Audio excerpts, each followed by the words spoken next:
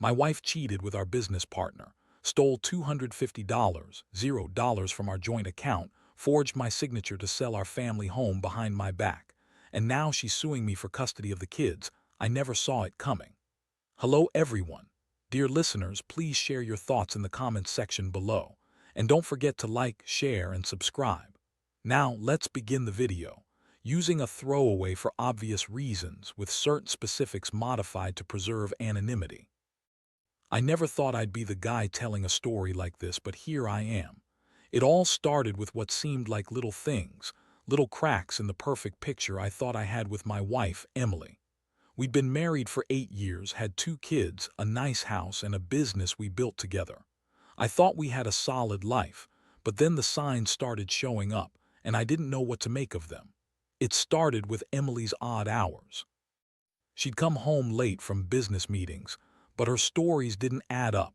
She'd get defensive if I asked questions, brush it off with that bitchy attitude of hers, saying I was paranoid or jealous. Sometimes she'd get defensive about her phone, hiding it more than usual, deleting texts, and I caught her in little lies here and there. Nothing concrete, just enough to make me suspicious. But I brushed it off. I didn't want to believe my wife, the woman I trusted, could be capable of cheating on me. Then came the money.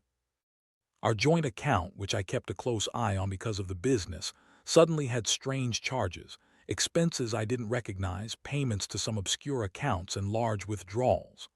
I asked Emily about it and she faked innocence, saying it was for some emergency or that I was imagining things.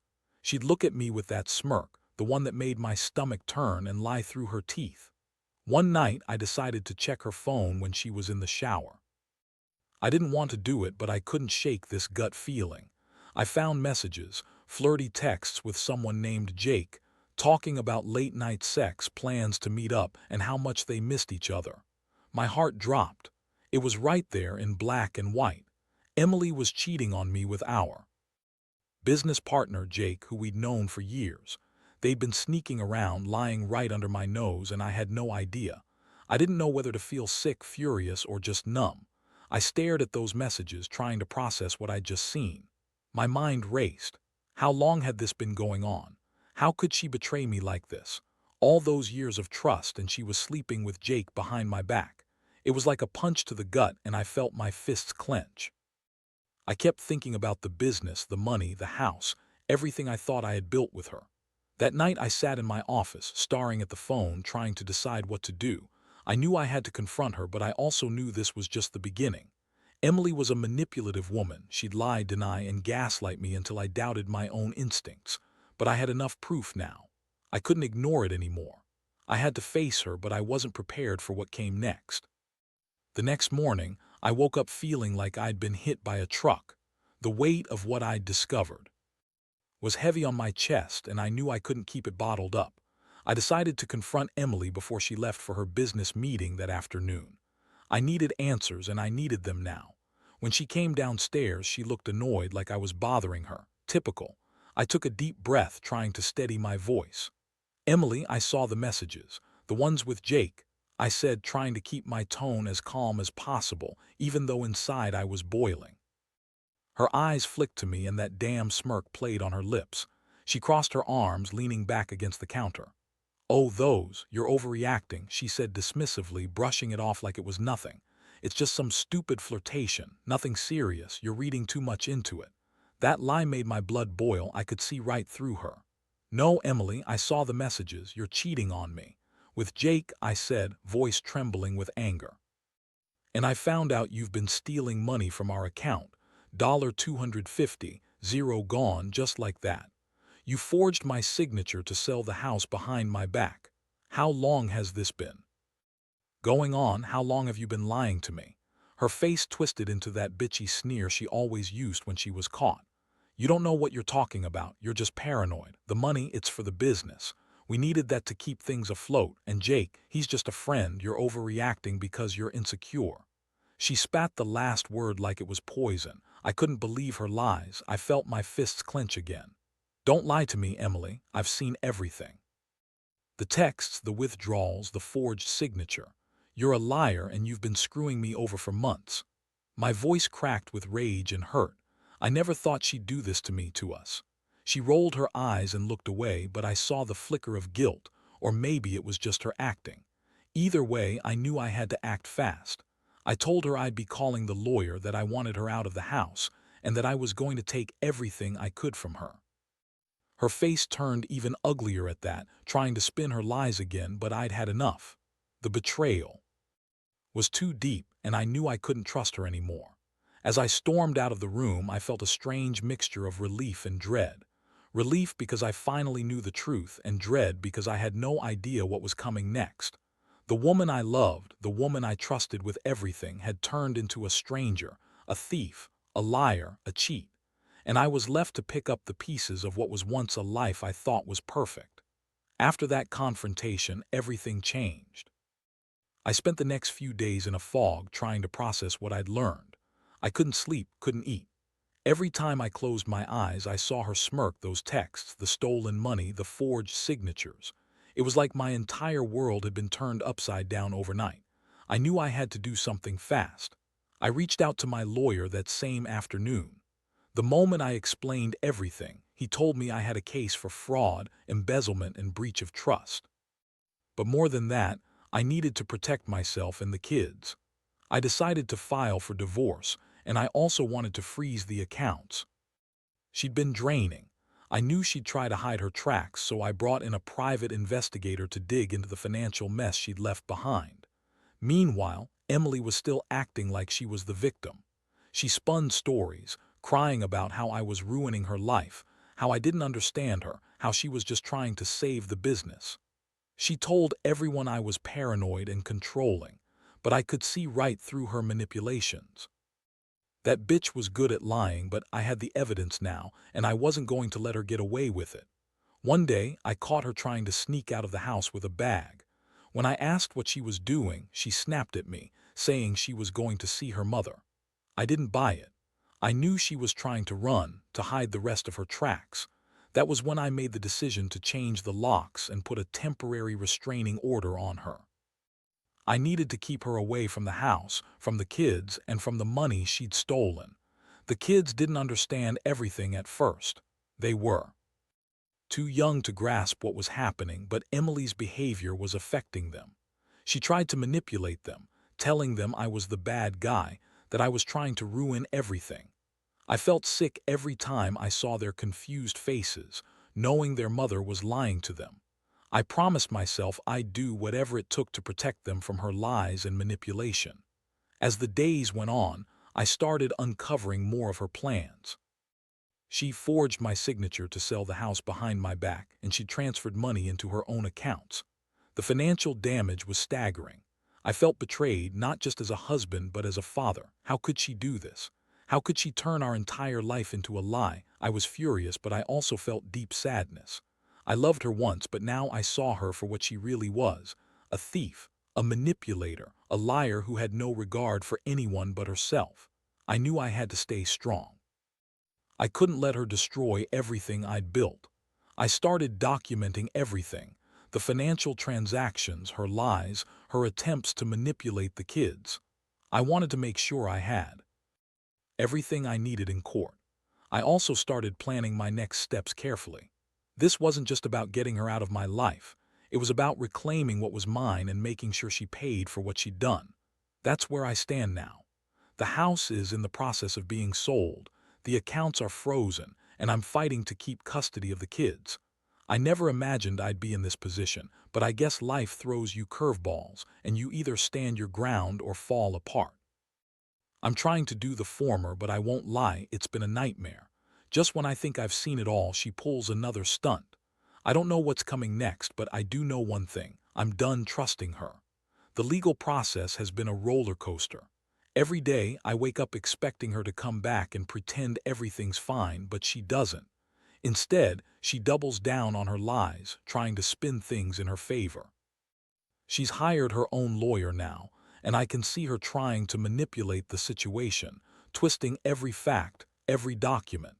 It's like she's trying to drag me into a battle. I don't want to fight, but I know I have to stand my ground.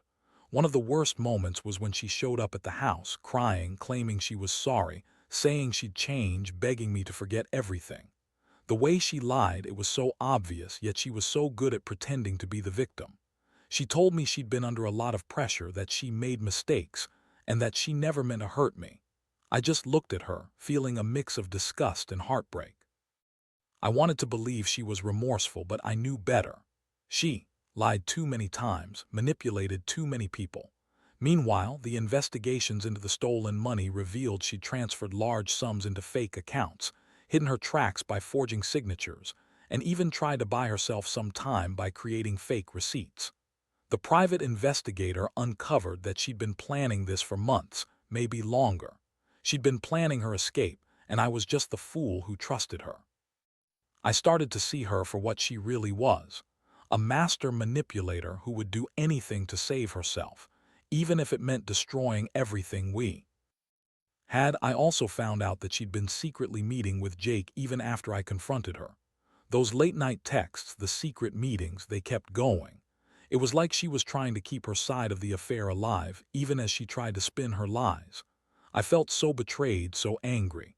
How could she be so selfish, so reckless? She'd taken everything, our home, our money, our trust, and was now trying to turn the kids against me. I remember sitting in my lawyer's office, looking at the mountain of evidence I'd collected. It was overwhelming, but I knew it was necessary. I had to protect my rights, my kids, and my future. I told my lawyer I wanted full custody, and that I wanted her to pay for everything she'd stolen. I didn't care about her sob stories or her fake apologies. I just wanted her out of my life for good. The court dates are coming up, and I'm preparing myself mentally. I've been working on rebuilding my life, trying to stay strong for the kids. I've started therapy, trying to process all this chaos. I never thought I'd be here, fighting to keep my family intact after. She betrayed me so completely. It's hard to admit, but I'm angry. So angry I sometimes feel like I might burst. But I also know I have to keep my emotions in check. I have to be the stable one for the kids, even if inside I'm falling apart.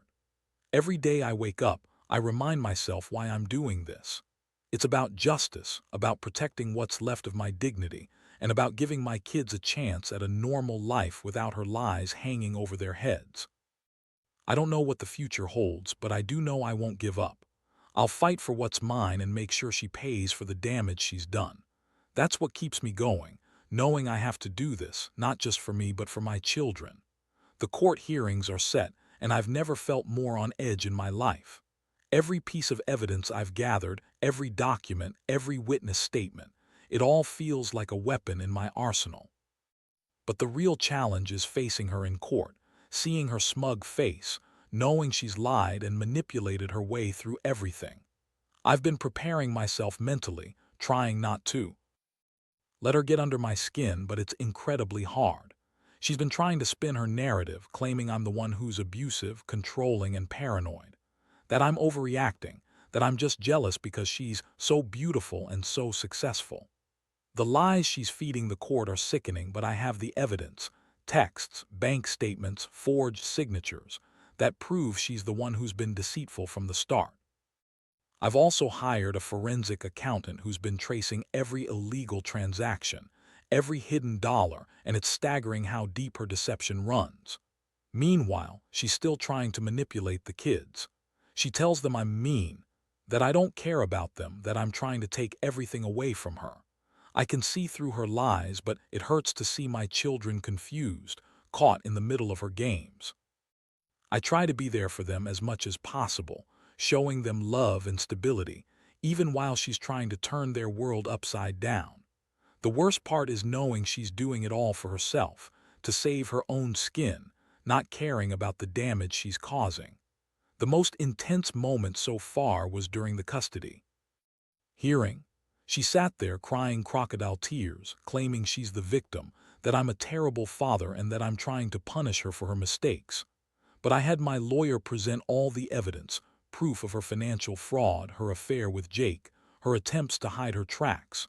When I testified, I kept my voice steady, describing everything she'd done, how she betrayed me, and how her actions had hurt our kids.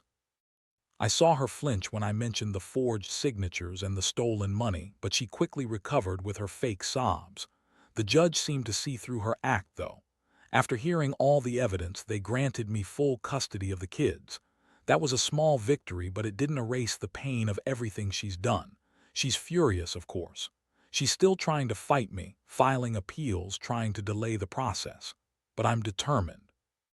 I want her out of our lives completely, not just for me, but for the kids' sake.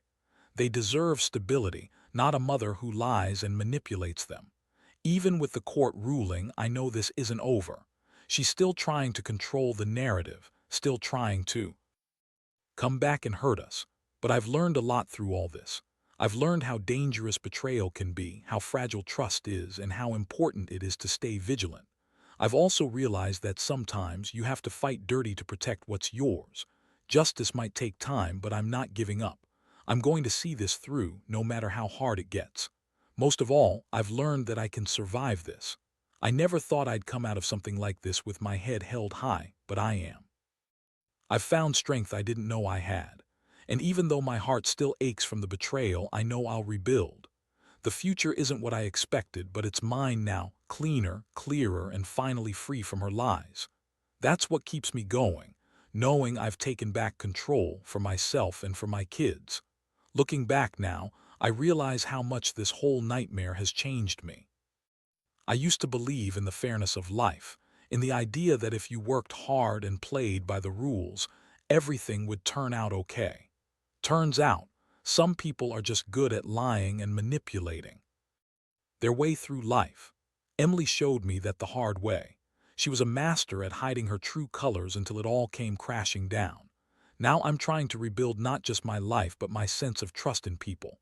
It's hard to let go of the anger and betrayal, but I know I have to for my own sanity and for the kids. They're healing, slowly but surely. Seeing them smile again, feeling safe in their home, that's what matters most now. I've learned that even after the worst betrayals, you can find a way to move forward. It's not easy and it doesn't happen overnight, but it's possible.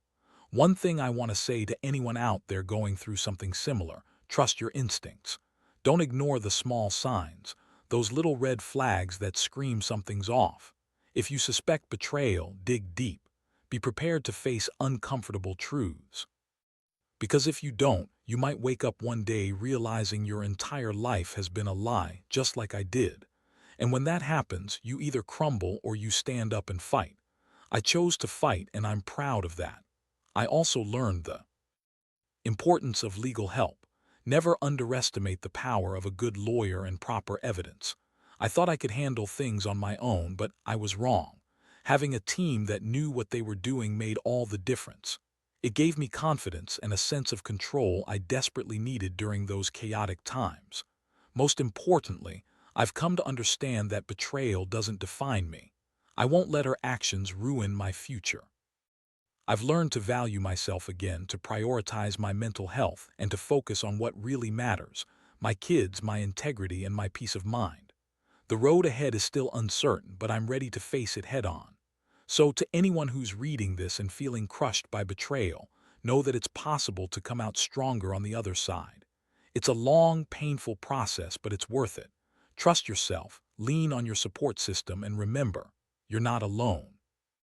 Life will throw punches, but you have the power to stand back up, dust yourself off, and keep moving forward.